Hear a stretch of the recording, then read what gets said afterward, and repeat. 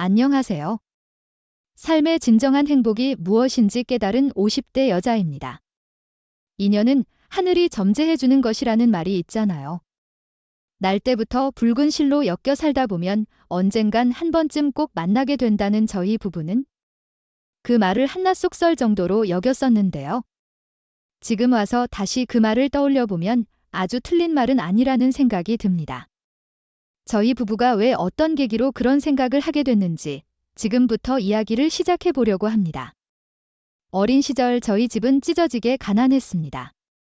먹고 싶은 음식이 있으면 그 음식을 먹는 상상을 하면서 버텼고, 겨울엔 난방도 제대로 되지 않은 방바닥에서 얇은 이불을 여러 겹 깔고 덜덜 떨며 겨우 잠에 들곤 했습니다. 부모님은 지독한 가난에서 벗어나고자 밤낮 없이 일을 하셨지만 그래도 가난에서 벗어나긴 쉬운 일이 아니었어요. 언젠간 나아지겠지 했던 가정 환경은 제가 공장에 다니기 시작한 20살 이후에도 도무지 나아질 기미가 보이질 않았습니다. 언젠가 더 나이를 먹고 완전한 어른이 된다면 그때도 똑같은 가난에 시달리고 싶진 않았기에 몇 푼 되지도 않는 월급을 쪼개어 저축을 했고, 남은 돈은 부모님께 고스란히 드리곤 했습니다. 그렇게 살다 보니 조금씩 숨 쉴 틈이 생기기 시작하더라고요. 먹고 싶은 게 있으면 한 번쯤은 먹고 갖고 싶은 게 있으면 한 번쯤 가격을 계산해 보고 사는 딱 그 정도로 형편이 나아지기 시작했을 때쯤 공장 동료의 소개로 남편을 만나게 됐습니다. 남편은 참 수더분한 사람이었어요. 저와 같이 가난한 환경에서 자랐기에 서로가 서로를 조금 더 잘 이해할 수 있었고, 듬직한 덩치를 가지고 있어서 언제든 몸을 맡기고 기댈 수 있는 그런 사람이었습니다. 처음 만났을 당시 남편도 안정적인 직장을 가지고 있었던 것이 아니었기 때문에 데이트를 할 때도 돈이 모자라 데이트다운 데이트를 해본 적이 손가락에 꼽을 정도였지만 그래도 함께라는 것 하나만으로 저흰 참 좋았습니다. 어느 날 저는 남편과 함께 산책을 하다 이렇게 물어봤어요. 자기는 내가 결혼하자고 하면 어떡할 거야? 어떡하게 뭘 어떡해? 살아가는 사람이 결혼하자고 하는데 거절하는 바보도 있나? 당연히 해야지. 어차피 자기가 먼저 말 꺼내기 전에 내가 먼저 프로포즈 할 거지만 우리가 지금 돈이 없고 힘든 상황인데도 나 평생 책임지겠다고 말할 수 있어. 물론이지 지금 당장은 우리가 어렵고 돈이 없어서 데이트다운 데이트도 제대로 못하지만 평생 우리가 이렇게 살리라는 법은 없잖아. 혼자여서 힘들었던 일이 함께면 덜 힘들어질 수도 있는 거고, 같이 있어서 조금 더 살아갈 힘을 얻을 수도 있고, 어머니가 그러시는데 당신이 살면서 잘한 거 딱 두 가지가 있으시대. 아버지랑 결혼한 거 그리고 날라온 거. 집안 형편이 안 좋아도 같이 있어서 웃을 수 있다고. 그게 얼마나 힘이 되는지 모른다고. 그 말을 듣고 나니까 함께라는 게 얼마나 큰 의미인지 알 것 같더라고. 그래서 난 자기가 결혼하자고 하면 할 거야. 지금 당장 우리가 먹고 죽을 돈이 없어도 함께라면 언젠가 일어설 수 있을 것 같거든. 남편의 든든하고 믿음직한 대답 하나로 저흰 인연을 더 만난 후 결혼에 골인했습니다. 물론 결혼식은 생략했고 양가 부모님들끼리 단촐하게 상견례를 치른 뒤 혼인신고만 하고 살게 됐지만 평생을 약속한 사람이 있다는 건 정말이지 행복한 일이더라고요. 저희의 시작은 저렴한 반지하 월세방이었는데 장마가 찾아오는 시기마다 벽지에 곰팡이가 쓸고 비가 새어 들어오는 일이 일상이었지만 저흰 한없이 긍정적으로 생각했습니다. 그런 긍정이 이미 통한 것인지 결혼한 지 1년째 되던 해 남편은 기적적으로 취업 준비에 성공해 평판이 꽤 괜찮은 중소기업에 취업을 했고 2년 정도의 텀을 두고서 두 아이까지 태어나 넉넉하진 않지만 행복한 가정을 꾸리게 됐어요. 저희 부부의 인생에 약간의 전환점이 찾아오게 된 건 딱 40살이 되었을 무렵쯤이었습니다. 항상 2%의 부족함을 느끼던 저희의 삶에 조금씩 채움 여유라는 것이 생겼을 때 저희 부부는 태어나 처음으로 장사라는 것을 시작했어요. 갑자기 난이었습니다. 남편이 가끔 제게 이런 말을 하곤 했거든요. 우리가 조금 먹고 살만해질 때가 되면 장사라는 걸 한번 해보고 싶어. 고깃집 장사 어릴 때부터 해보고 싶었거든. 물론 회상 계속 다니면서 부업 개념으로다가 그런 날이 올지 모르겠지만 아무튼 그게 내 인생 최종 목표야. 인생 최종 목표치곤 꽤 소박한 것 같은데 지금보다 더 열심히 살면 그런 날이 머지않아 찾아오지 않을까? 남편은 그럴 때마다 실없이 웃기만 했었는데 정말 딱 40살이 되던 해 그날이 찾아온 거예요. 처음 가게를 오픈하던 날, 남편과 아이들과 작게나마 파티를 했던 것이 생각이 납니다. 그때 저희 가족은 두 손을 꼭 모으고 촛불이 켜진 케이크 앞에서 소원을 빌었어요. 제발 우리 가족 모두가 잘 되게 해주세요 하고 말이죠. 장사의 장자도 몰랐던 사람들이 고깃집을 차린 결과 어땠는지 궁금하시죠? 주변에 그렇다 할 만한 고깃집이 없었던 탓에 개업을 하자마자 장사가 그럭저럭 잘 되더라고요. 고기도 고기였지만 제가 직접 끓인 된장찌개와 김치찌개 등등 사이드 메뉴들을 마음에 들어 하시는 손님들이 정말 많았답니다. 그렇게 가게를 오픈한 지 2년째 되던 어느 날 가게에서 일을 하던 한 친구가 사정이 생겼다며 갑작스럽게 그만두게 됐고, 그 빈자리를 채우기 위해 직원을 구한다는 공고를 가게 문 앞에 붙여둔 날이었죠.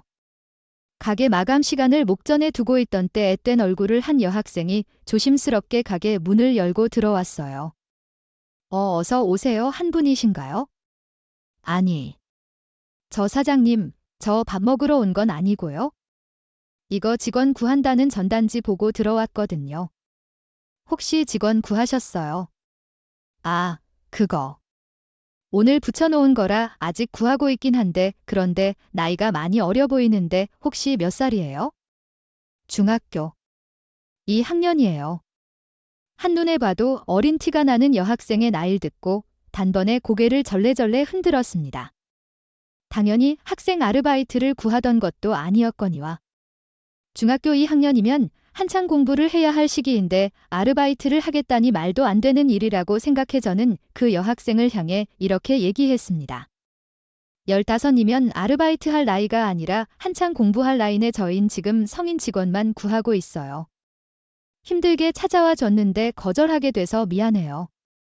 그 순간 여학생이 무릎을 풀썩 꿇더니 제 앞에서 눈물을 펑펑 쏟기 시작했습니다. 그리고선 엉엉 소리 내 울며 제게 이렇게 애원을 하더라고요. 사장님. 제가 이 골목만 지금 5바퀴째 돌고 있는데요. 아르바이트 하고 싶어서 찾아가면 저 나이 어리다고 일 못한다고 다들 거절하세요. 제가 이렇게 간절하게 일하려는 이유가 있어요. 제발 저 좀 뽑아주시면 안 돼요? 시키는 거 전부 다 할게요. 설거지만 하라고 하시면 설거지 잘할 자신 있고, 불판만 닦으라고 하시면 하루 종일 저 불판만 닦을 수도 있어요.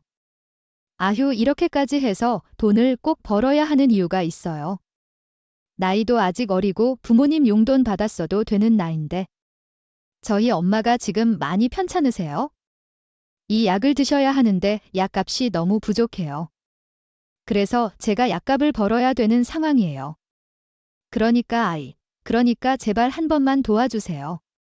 학생이고 쓰러질 것처럼 엉엉 울면서 얘기를 하니 듣고 있는 저도 마음이 안 좋더라고요. 엄마가 편찮으셔서 약값을 벌러 아르바이트를 다녀야 한다니 그만큼 형편이 좋지 않아 이러는구나 싶기도 하고, 또 어린 시절 가난했던 제 모습을 보는 것 같아서 마음이 쓰이기도 하고.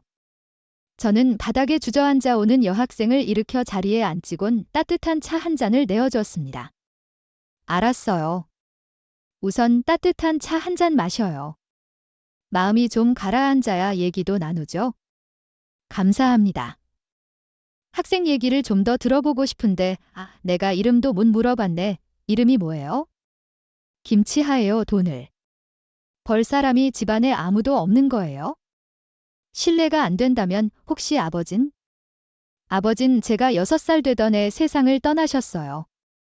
아버지가 그렇게 돌아가시고 나서 엄마 혼자 저 힘들게 키우시다가 폐암 판정을 받고 투병하고 계세요. 수술도 해야 하고 항암 치료도 해야 되고 약도 꾸준히 드셔야 하는데 돈이 없어서 아무것도 못하고 있는 상황이에요. 나라에서 지원받는 돈으론 생활비로도 택도 없는 수준이고요. 친가 쪽이랑 외가 쪽은 전부 다 인연이 끊겨서 하늘 아래 가족이라곤 저랑 엄마 둘뿐이에요. 엄마가 아파서 일을 못하시니까 저라도 돈을 벌어야 돼요. 그래야 우리 엄마가 나을 수 있으니까요. 지아가 눈물을 닦아가며 얘기를 하는데 마음 한켠이 욱신거리는 듯한 느낌이 들었습니다.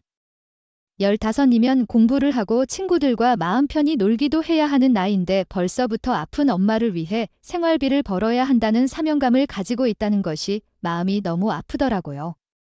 우선 늦은 시간이었기에 지하를 집으로 돌려보내기로 하고 저는 가게 금고에서 5만 원을 꺼내 지하의 손에 쥐어주며 이렇게 얘기했습니다.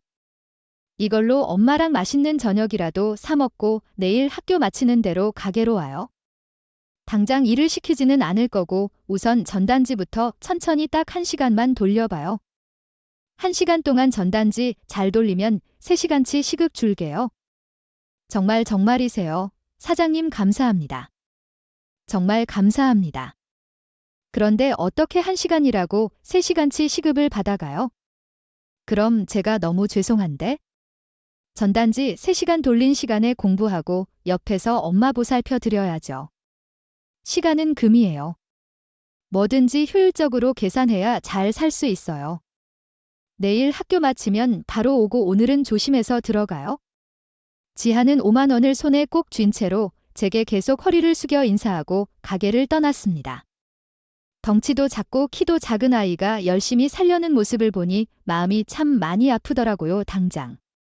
뭔가를 해줄 순 없었지만 그래도 들려보낸 5만 원이 조금이라도 도움이 되길 바랐습니다.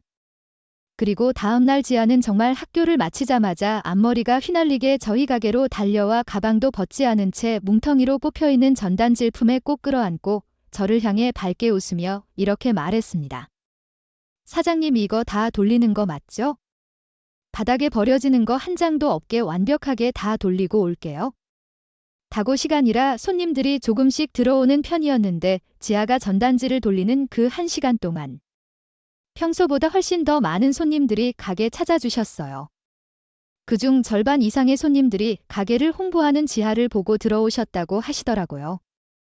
어린 아가씨가 어찌 나 에너지고 넘치고 씩씩한지 나 원래 고깃집에서 고기 잘 안 사 먹는 사람인데도 한 번쯤 사 먹어보고 싶게끔 말을 하더라니까. 그 1시간 동안에 지아는 많은 사람들에게 좋은 인상을 심어줬고 밝은 이미지로 가게 매출에도 좋은 영향을 안겨줬습니다. 참 신기했어요. 15살에 마냥 밝을 수만은 없는 상황에 처해 있는 것은 확실한데 어떻게 저렇게 해맑게 웃으며 긍정적인 에너지를 뿜어내는지 보면 볼수록 더욱 알고 싶고 궁금해지는 아이였습니다. 그렇게 약속한 1시간이 지나고 저는 지아에게 5시간치의 시급을 안겨줬어요. 그랬더니 지아가 깜짝 놀라며 2시간치의 시급은 받지 않겠다고 하더라고요. 사장님, 1시간이라고 3시간치 시급 받는 것도 너무 죄송한데 어떻게 제가 이 돈을 받겠어요? 저 이 돈 못 받아요. 받아도 돼요? 충분히 받을 자격이 있고 오늘 손님들이 얼마나 많이 왔는지 평소 가게 매출의 2배 정도가 훌쩍 뛰었다니까. 그만큼 지하 양이 홍보를 잘 해줬다는 거예요. 그러니까 받고 앞으로 우리 자주 봤으면 좋겠는데 직원으로 내올래. 학생을 쓰면 안 되는데 지하 양의 밝고 싹싹한 모습이 너무 마음에 들어서 근데 일이 쉽지만은 않을 거예요. 원래 고깃집일 많이 피곤하고 고된 아르바이트라 나이가 좀 있는 친구들도 많이 도망가고 그러거든. 어때요? 할 수 있겠어요? 전 뭐든 할 수 있어요. 맡겨만 주세요. 사장님, 정말 감사합니다. 매사 활기차고 밝은 지하의 성격에 저 또한 옆에서 밝은 에너지 받을 수 있었습니다. 지하가 직원으로 들어온 뒤부터 진상을 부리는 손님들도 눈에 띄게 줄어들었고 계산을 하고 나가시는 손님들마다 저 아가씨 참 착하고 예쁘다며 딸 같고 손녀 같다는 말씀을 꼭 한마디씩 얹고 기분 좋은 웃음을 지으며 나가곤 하셨어요. 한동안은 이 바빠가게 일에 관심을 쏟지 못했던 남편에게도 새로 들어온 지하에 대한 자랑을 하곤 했습니다. 여보 며칠 전에 우리 가게 새 직원 구했거든. 구했어. 안 그래도 궁금했었는데 너무 정신이 없어서 물어보는 걸 까먹었다. 미안해. 그래. 좋은 친구로 구했어. 몇 살인데? 나인 15살인데 일하는 것만 보면 30대야 30대 어찌나 서글서글하고 손님들한테 싹싹한지 보는 나도 본받고 싶을 정도로 밝아서 매일 생각하게 돼. 직원 하나 진짜 잘 뽑았다고. 당신도 분명 보면 마음에 들어 할 거야. 나이가 좀 어리긴 한데 당신이 그렇게 말할 정도면 진짜 괜찮은 직원인가 보네. 당신 어지간하면 그렇게 칭찬 잘 안 해주잖아. 맞아, 진짜 마음에 드는 친구야. 정말 오래오래 보고 싶을 정도로 마음에 들어. 당신도 바쁜 거 끝나면 가게 들어서 얘기 한번 나눠봐. 그렇게 지아가 들어온 지 5일 정도의 시간이 지났을 때였습니다. 가게 마감 시간이 됐는데 자꾸 저한테 뭔가 할 얘기가 있는 듯 혼자 왔다 갔다 거리고 있더라고요. 1시간 정도 혼자 그러고 있길래 결국 보다 못한 제가 지아에게 먼저 무슨 일이 있느냐고 물었습니다. 사장님, 혹시 미역국에 들어가는 소고기 좀 주실 수 있을까요? 미역국에 들어가는 소고기, 그건 왜? 사실 오늘이 저희 엄마 생신이시거든요. 당연히 제가 제 돈 주고 살 거예요. 딱 1인분 정도만 나올 수 있게끔 주세요. 아이고, 오늘 엄마 생신이셨어. 말을 하지. 지아야, 너 미역국 어떻게 끓이는지는 아니죠? 한 번도 안 끓여봤는데 혹시 알려주실 수 있을까요? 알려주시면 제가 꼼꼼하게 메모해서 한번 끓여볼게요. 됐어, 나랑 같이 가서 미역국 맛있게 끓여줄게. 마침 냉장고에 밑반찬 만들어 놓은 게 좀 있는데 가는 김에 그것도 같이 가져가고. 아니에요. 그렇게까지 안 하셔도 돼요, 사장님. 엄마 얼굴 한번 뵙고 싶어서 그래. 어떤 분이시길래 우리 지하 이렇게 구김살 하나 없이 밝고 예쁘게 잘 키우셨는가 싶어서. 자, 얼른 정리하고 가자. 저희 가게는 삼겹살과 함께 소고기도 함께 팔고 있는 곳이었기 때문에 질 좋은 양지 머리를 듬뿍 담아다 포장하고 밑반찬을 바리바리 싸서 지아네 집으로 향했습니다. 집은 작은 주택 건물들이 빈틈없이 다닥다닥 붙어있는 곳의 반지하방 원룸이었어요. 문을 열자마자 눈에 들어오는 건 곰팡이가 잔뜩 피어있는 벽지와 작은 신발장 세탁기, 싱크대였습니다. 마치 과거에 저와 남편이 살던 반지하방 신혼집과 비슷한 느낌이었어요. 그리고 방구석 쪽에는 커다란 침대엔 지하에 엄마가 곤히 잠들어 있었습니다. 엄마 나왔어. 우리 지하 왔어. 엄마 얼른 일어나봐. 우리 가게 사장님이랑 같이 왔어. 지하에 엄만 힘없이 누워있다. 제가 왔다는 말에 깜짝 놀라며 힘겹게 몸을 일으키더니 저를 향해 고개를 숙였습니다. 저도 함께 고개를 한번 숙이고선 곧바로 미역국 끓일 준비를 하기 시작했어요. 지하는 제가 미역국을 끓이는 동안 밑반찬을 접시에 털어 밥상을 차리는 일을 맡았고, 지하 엄만 침대에 앉아 저와 지하를 번갈아 보더니 계속해서 죄송하다는 말만 반복했어요. 처음 뵙는데 아무것도 대접해 드릴 것도 없고 제가 지금 꼴도 이래서 죄송해요. 정말 아유. 무슨 소리 하는 거예요? 꼴이 뭐 어때서요? 예쁘기만 하구만. 지아가 누구 닮아서 이렇게 인물이 뛰어난가 했더니 엄밀 아주 쏙 빼다 박았네. 그리고 이럴 땐 죄송하다가 아니라 감사합니다라고 하는 거예요. 자, 미역국 다 끓였으니까 한술 떠보세요. 최대한 간 안 하고 팔팔 끓였는데 맛이 있으려나 모르겠네. 지하의 엄만 침대에서 힘겹게 내려와 밥을 한술 뜨기 시작했어요. 몸이 아파서인지 속에서 받아주지 않아서인지 잘 먹지 못했지만 그래도 제법 식사다운 식사를 하더라고요. 식사를 하는 내내 지아 엄만 계속해서 감사하다며 눈물을 뚝뚝 흘렸습니다. 감사해요. 정말 감사해요. 지 아빠 죽고 나서 제대로 된 생일상이라는 걸 먹어본 적이 없었는데 저 생일날 미역국 먹는 것 정말 오랜만이에요. 감사해요, 사장님. 생일날 미역국을 안 먹으면 쓰나? 많이 먹어요, 몸이. 많이 아프다고 들었어요. 병원에 다니고 있는 거예요? 네. 병원엔 다니고 있어요. 한 달에 한 번씩 가는데 이게 몸이 마음처럼 쉽게 낫질 않네요. 우리 지하 보면서 얼른 나아야 하는데 그래요? 지하에 봐서라도 밥 팍팍 먹고 얼른 나아야죠. 먹는 게 남는 거라는 말도 있잖아요. 먹고 힘 좀 내봐요. 지아 엄마는 육안상으로 보기에도 곧 쓰러질 것만 같이 위태위태해 보였습니다. 너무 마르고 안색도 좋지 않아서 할 수 있는 말이 밥 먹으라는 말밖엔 없었어요. 저흰 그렇게 천천히 식사를 하면서 이런저런 얘기들을 나눴고 거기서 돌아가신 지아 아빠에 대한 얘기도 들을 수 있었습니다. 아빤 지아가 6살이 되더니 공장에서 일을 하다가 사고로 세상을 떠났어요. 정말 말도 안 되는 사고였죠. 처음에 거짓말인 줄 알았어요. 공장에서 일하다 사고로 그렇게 됐다고요? 보통 일하다가 사고 나면 회사에서 보상을 해주는데 보상은 안 나왔어요.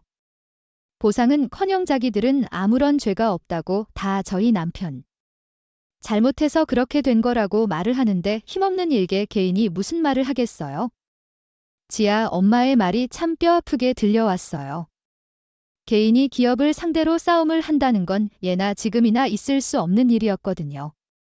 기업에서 책임을 질 수 없다라고 얘기를 하면 어쩔 수 없이 그걸 받아들여 하는 사회였기에 억울한 죽음을 어쩔 수 없이 받아들일 수밖에 없었겠구나 생각이 들더라고요. 억울한 마음에 경찰에 신고를 하고 탄원서를 써봐도 돌아오는 건 비아냥뿐이었어요.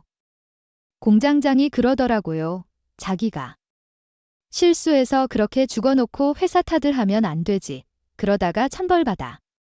그 말을 듣고 어이가 없어서 눈물도 안 나오더라고요. 그렇게 억울하게 남편은 보상금 하나 받지도 못하고 그렇게 떠나버렸어요. 그렇게 혼자 아이 키우다가 폐암에 걸리게 되어 이렇게 투병하고 있다라는 얘기를 듣는데 저도 모르게 눈물이 나더라고요. 그런 일이 있었는데 보상금도 한 푼도 못 받고 얼마나 힘들었을까 하는 마음이 들기도 했고 이런저런 생각을 하다 저는 치어 엄마의 손을 꼭 잡고서 이렇게 말했습니다. 저도 그렇게 형편이 좋은 사람은 아니지만 그래도 할 수 있는 최대한 지아랑 지아 엄마를 돕고 싶어요. 처음 봤을 때부터 지아가 마음에 많이 걸렸거든요. 네. 아니에요. 전 오늘 같이 이렇게 미역국 끓이러 와주시고 하는 것만으로도 얼마나 감사한데요. 그러지 않으셔도 돼요, 사장님. 힘들 땐 서로 돕고 사면 좋다고 하잖아요. 마음의 짐도 조금은 덜 수 있고 말이에요. 순수한 마음으로 돕고 싶어서 그러는 거니까 거절하지 말았으면 좋겠어요. 제 말을 듣던 지아 엄마는 이내 고개를 푹 떨구고 눈물을 뚝뚝 흘렸고 그 모습을 본 지아도 함께 눈물을 흘리기 시작했습니다. 그리고 집으로 돌아온 전 이 일을 남편에게도 그대로 얘기해주면서 지아네 가족에게 도움을 줄 수 있을까 하고 물어봤어요. 봐봐. 있는 놈들이 더하다니까 우리 같은 서민이 일개 기업을 상대로 싸우면서 뭐 비싼 변호사 쓸 돈이 있어 뭐가 있어. 에휴 참 마음이 안 좋구만 당신 말 잘 알겠어? 뭐 우리 형편도 그렇게 좋진 않지만 그래도 계속 볼 사이면 도와가면서 지내는 게 낫지? 맞아. 그리고 처음 본 순간부터 눈에 밟혀서 어떻게 해서든 도와줄 수 있는 방법이 없을까 하고 생각했었거든. 이렇게라도 도와줄 구실이 생기니까 좋네. 저희 부부는 그날부터 지하를 물심양면으로 돕기 시작했습니다. 학교를 다니면서 필요한 학용품이라든지 급식비 책값 등을 후원해주기 시작했고 지아 엄마의 병원비까지도 작게나마 돕기 시작했어요. 그리고 저희 아이들에게도 치아를 소개시켜 줬습니다. 아이들은 처음엔 낯을 조금 가리는 듯 했지만 지아가 밝게 웃으며 다가와준 덕분에 나중엔 공부까지 가르쳐줄 정도로 친하게 지내더라고요. 그리고 지하를 늦게나마 알게 된 남편은 지하의 보호자 역할도 해줬습니다. 어느 날 자려고 잠자리에 드는데 갑자기 제게 아까 전에 있었던 일이라며 이야기를 털어놓더라고요. 아까 글쎄 낮에 잠시 은행에 들렀다가 다시 회사로 돌아가는데 웬 먹을 때 같은 남자애들이 여자애 하나를 둘러싸고 괴롭히고 있더라고 세상에. 아, 요즘도 그런 애들이 있어 홍군형을 내줬어야지. 당신 나 몰라 그런 걸 보고 내가 가만히 있었겠어? 아주 성큼성큼 가서 소리를 질러줬지? 이놈들 지금 여자 한 명을 상대로 남자애들이 뭐 하는 거야? 하면서 가까이 가니까 그 남자애들한테 괴롭힘 당하고 있는 게 지하인 거 있지 뭐. 아니 지하가 애들한테 괴롭힘을 당하고 있었어. 그래서 딱 봤는데 이상하게 열이 받더라고. 그래서 지하 내 쪽으로 끌어당기고 그 녀석들한테 허튼 짓 하지 말고 빨리 가라고 했더니 괜히 자존심 부리고 싶어서 그런 건지 아주 거들먹거리더라고. 아저씨가 뭔데요? 아저씨 누군데요 하면서 그래서 어떻게? 했는데 내가 이 이모부 되는 사람이다 어쩔래? 나랑 한판 붙어볼래? 하면서 눈을 이렇게 부릅뜨니까 녀석들 졸아가지고 도망을 치더라고. 내가 못 봤으면 아주 큰일 날 뻔했지 뭐야? 아휴 신경 감수했네. 지안 많이 놀라지 않았어. 많이 무서웠나 보더라고. 내 옷을 꽉 잡는데 손이 덜덜 떨리더라. 참 그거 보고 안쓰러워서 아주 혼났잖아. 그 일이 있고 난 이후부터 지하는 저희 부부를 이모와 이모부라고 부르게 됐습니다. 사장님이라고 부르던 예전과는 달리 저희 부부가 많이 편해진 듯 보였죠. 저희에게도 이제 단순히 가게에서 일하는 성실하고 착한 직원 그 이상의 존재였기에 그 호칭을 아주 반갑게 받아들였어요. 그리고 저와 지아 엄마 또한 언니 동생과 같은 사이가 됐습니다. 가끔 집으로 가 빨래도 해주고 밥도 해주고 밑반찬도 해주고 그러다 보니 자연스럽게 가까워지게 되더라고요. 어느 날 지아 엄마는 제 손을 꼭 잡은 채 눈물을 뚝뚝 흘리며 이렇게 말했습니다. 아, 언니 만난 게 내 인생 최고의 행운이야. 정말 언니 못 만났음. 계속 부정적인 생각만 하면서 살았을지도 몰라. 언니 보고서야 알았어. 아직 우리한테도 희망이 있구나, 손을 내밀어주는 사람이 있구나, 이런 생각이 저절로 드는 거 있지? 언니 고마워. 이렇게 우리한테 와줘서 손 내밀어줘서 난 아무것도 주는 게 없는데 너무 고마워. 언니 고맙긴. 난 내가 할 수 있는 걸 전부 다 하는 건데 고마움에 밥도 잘 먹고 약도 잘 먹고 치료도 꾸준히 받아서 얼른 자리 털고 일어나. 그게 나한테 주는 가장 큰 선물일 테니까. 지아 엄마는 살고자 하는 의지가 참 강한 사람이었습니다. 어린 지아를 보고서라도 이 약물고 통증을 견뎌냈고 항암 치료하면서 들어가지도 않는 밥을 억지로 밀어넣곤 했죠. 그 의지를 보고서 하늘도 감동을 받은 건지 다행히도 지아 엄마의 병세는 처음 만났을 때보다도 훨씬 더 호전되고 있었습니다. 저희 자식은 둘이지만 왠지 3명의 자식을 키우는 것 같은 느낌이 들었어요. 아이들은 어버이날이 돌아올 때마다 저희 부부에게 카네이션을 한 송이씩 달아주곤 했는데 지하를 알고 나서부터는 2송이였던 카네이션이 3송이가 됐고 학교에 갈 때도 아이들을 데려다 주기 전 지하를 먼저 내려다 주고 창문을 내리며 아이들과 남편 그리고 제가 잘 다녀오라며 인사를 하고 마치 저에게 큰딸이 생긴 기분이었답니다. 아무리 친하게 지내도 머리가 크기 시작하면서 조금은 불편하게 받아들일 법도 한데 아이들은 저희 부부가 지하를 챙겨주는 걸 크게 신경 쓰지 않았고 되려 지하를 언니 누나 하면서 무척이나 잘 따라 다행이라는 생각이 들었습니다. 아이 불편해한다면 저희 부부의 이기심이었겠지만 가족 모두가 받아들였기 때문에 마음을 놓을 수 있었어요. 그렇게 4년이라는 세월이 흘렀습니다.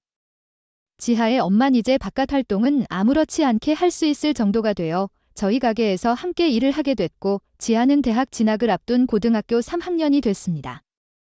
앳된 모습으로 저희 가게 문을 열고 들어왔던 지하가 벌써 대학생이 된다니 세월 참 빠르다 싶더라고요.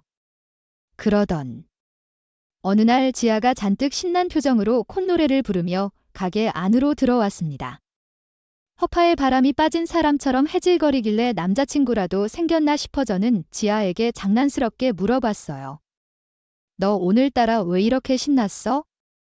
남자친구라도 생겼니? 아니요. 그것보다 더 좋은 일이에요. 아마 100만 배 정도. 어머 뭐야, 로또 1등이라도 당첨됐어. 예. 이모 너무 같다. 아이 그럼 뭔데 그렇게 계속 해실거려? 사람 궁금하게. 이모 저 가고 싶은 대학교에 합격했어요.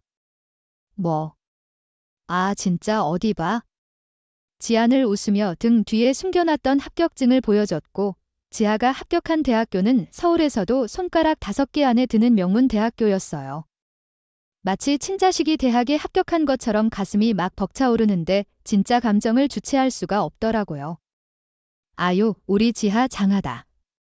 장해 여기가 그렇게 들어가기가 힘든 곳이라던데? 저길 당당하게 합격하고. 그동안 공부하느라 고생했어. 수고했다. 정말 이게 다 이모랑 이모부 덕분이죠.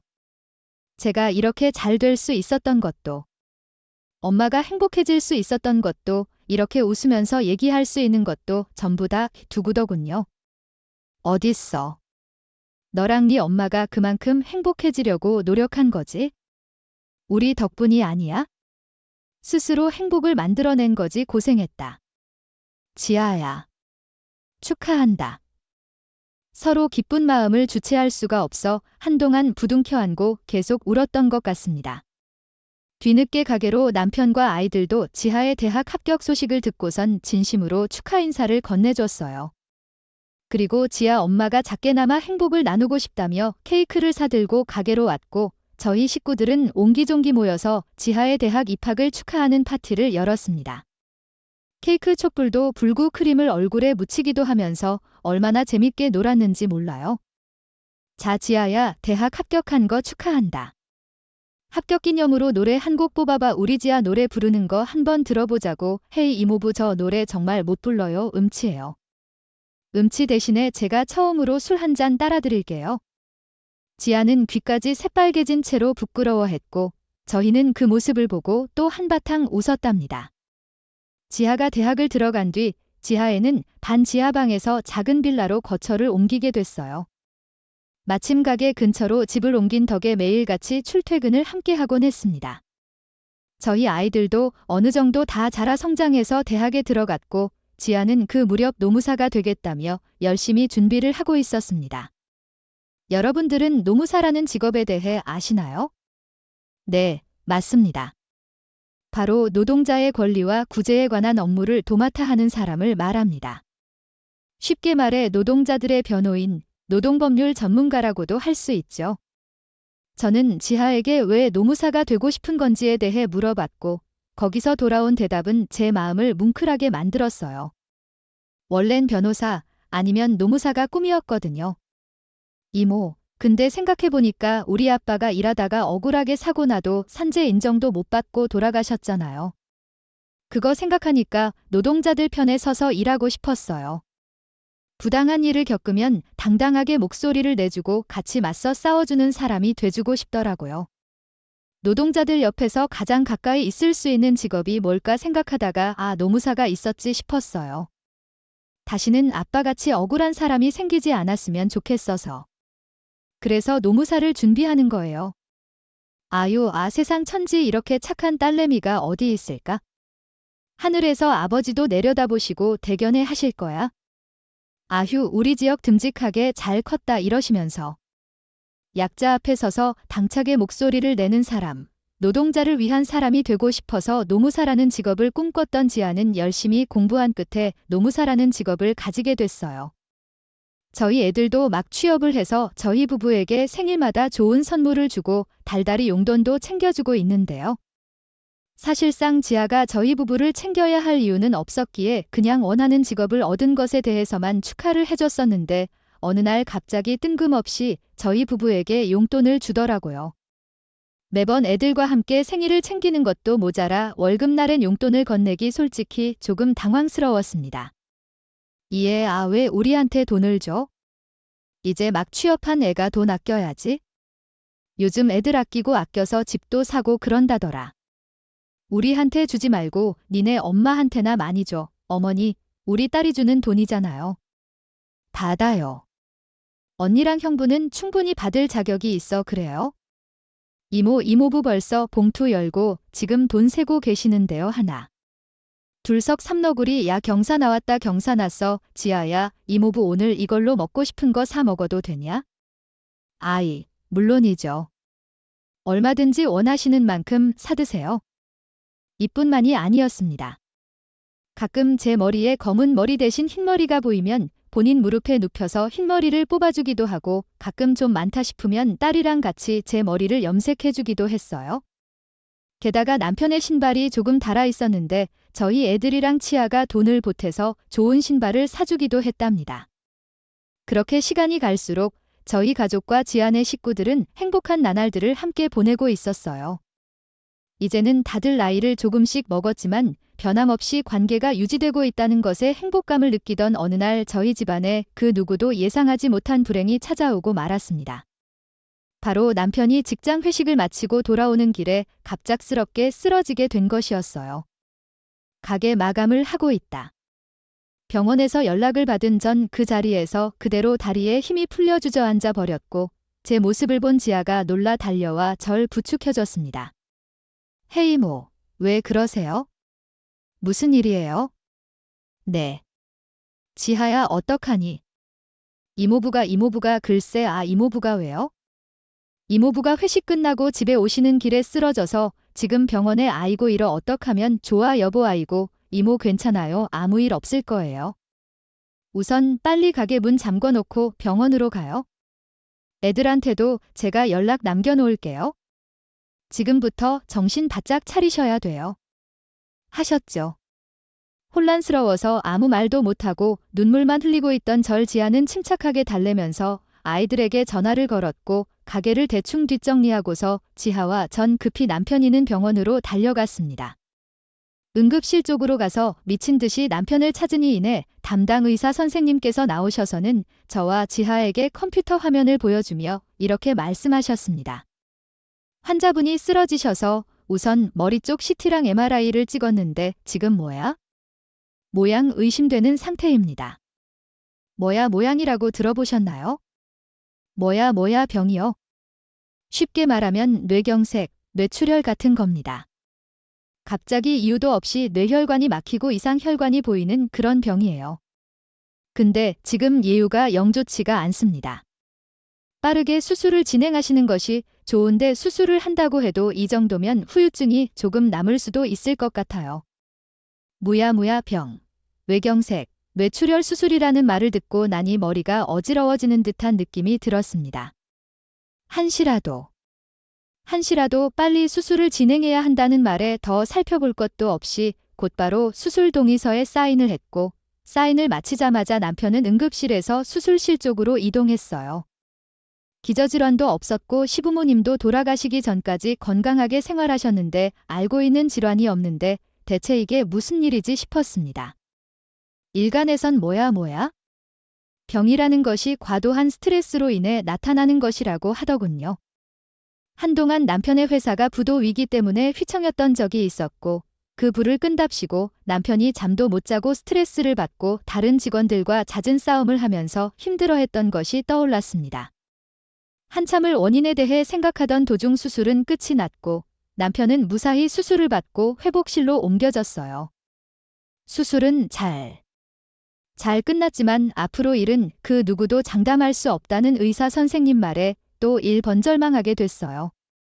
제발 후유증 하나만은 없기를 진심으로 바랬었는데 의식을 차린 남편은 수술 후유증으로 말도 제대로 하지 못했고 계속 멍한 상태로 허공만 바라보기 바빴습니다.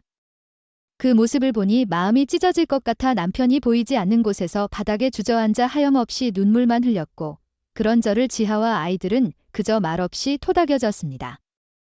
엄마 아버지 괜찮으실 거예요? 너무 걱정하지 마세요. 니네 아버지 그저 정말 열심히 살았던 죄밖에 없는 사람인데 살면서 계속 고생만 하고 살았는데 어쩌다 저런 몹쓸 병에 걸려선 멀쩡한 사람이 말도 제대로 못하고 걷지도 못하고 평생 저렇게 살면 어떡하니? 불쌍해서 어떡하니? 니네 아빠? 이모 혹시 이모부가 최근에 엄청 스트레스를 받았다거나 힘들었다거나 그런 적 있었어요. 이게 잘하면 산재 처리가 될 수도 있거든요. 업무적인 문제로 스트레스를 받고 그로 인해서 건강에 문제가 생긴 거라면 충분히 산재 처리 가능해요. 나도 정확히 모르겠는데 회사 부도 위기 겪으면서 많이 힘들어하긴 했어. 직원들하고도 자주 트러블이 있었고 집에 와서도 계속 전화로 싸울 정도였으니까 뭐. 우선 이모 산재 신청 한번 해보세요. 다른 이유 없이 회식 자리 끝나고 쓰러진 것도 산재 처리 가능할 수 있어요. 남편은 회식이 끝나고 집에 돌아오는 길에 쓰러진 것이었기 때문에 이 부분으로도 충분히 산재 신청이 가능하다는 말에 저는 곧바로 산재 신청을 진행했어요. 그런데 이게 웬걸요? 저희 남편이 산재 처리 대상이 아니라는 겁니다. 직장에서 생긴 문제로 질환이 발생했다는 근거 및 증거가 없다라는 것이 그 이유였어요. 선천적으로 가지고 있었던 것일 수도 있고 후천적으로 찾아왔다고 해도 업무적 스트레스로 인해 나타났다는 증거는 없어서 산재 신청이 불가능하다는 것이었죠. 이 결과 받아보고서 모두가 어이없어 했지만 그 중에서도 제일 격분했던 건 다름 아닌 지하였습니다. 이모, 원래 그래요? 산재 신청하고 승인받는 게 말처럼 쉽지가 않아 기업이나 공장 같은 곳에서 사고가 나면 무조건 합의 보고 산재 처리 안 하려는 쪽으로 빠지거든요. 산재 신청하면 회사에서도 손해보니까 근데 뭐 아픈 사람 입장에서 회사 입장까지 생각해줘야 할 이유 없잖아요. 우린 이미 피해를 봤는데 뭐 어쩌라고. 회식. 끝나고 쓰러진 사람인데 회사를 위해 그렇게 열심히 일해줬는데 어떡하면 좋냐? 지하야 어떡하면 좋아? 이모 걱정하지 마세요. 제가 누구예요? 저 노무사잖아요. 무슨 일이 있어도 노동자의 편, 그리고 이모랑 이모부의 편. 이모부는 어릴 때 저한테 슈퍼맨 같은 분이셨어요. 물론 지금도요. 그러니까 제가 할 수 있는 거 다 해볼게요. 조금만 기다리세요. 제가 이모부 꼭 정당한 보상받을 수 있게끔 해드릴 테니까. 지하는 독을 잔뜩 품은 듯 보였습니다.